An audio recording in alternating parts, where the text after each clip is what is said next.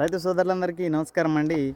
నేను పత్తిలో అంతర పంటగా ఈ నిర్మల్ దుర్గ అనేటువంటి కంది వెరైటీని అయితే వేస్తున్నాను.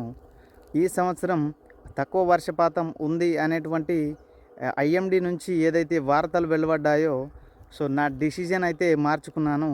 మామూలుగా నేను లాంగ్ టైమ్ క్రాప్ కలిగినటువంటి కందిని వేద్దామని చెప్పేసి అనుకున్నాను మొదట్లో. కానీ చివరిలో వర్షాలనేవి ఎక్కువగా ఉండకపోవచ్చు అనేటువంటి అనుమానంతోటి నేను ఈ నిర్మల్ దుర్గ ఇది మనకి 20 డేస్‌లో పంట అనేది కోతకు వచ్చేస్తుంది.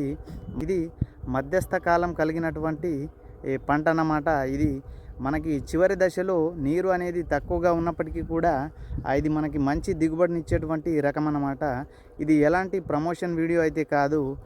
ఇలాంటి రైతుల్లో మంచి పేరున్నటువంటి ఇలాంటి మధ్యస్థకాలిక రకాన్ని ఎంచుకొని పంట అనేది ఈ సంవత్సరంలో తొగరి వేసేటువంటి కంది వేసేటువంటి రైతులైతే ఎంచుకోవాల్సిందిగా కోరుకుంటున్నాను. ఎందుకంటే మనకి చివరి దశలో వర్షాలు అనేవి తక్కువగా ఉంటాయి కాబట్టి నేనైతే ఈ మధ్యస్థ కాలిక రకాన్ని అయితే ఎంచుకుంటున్నాను.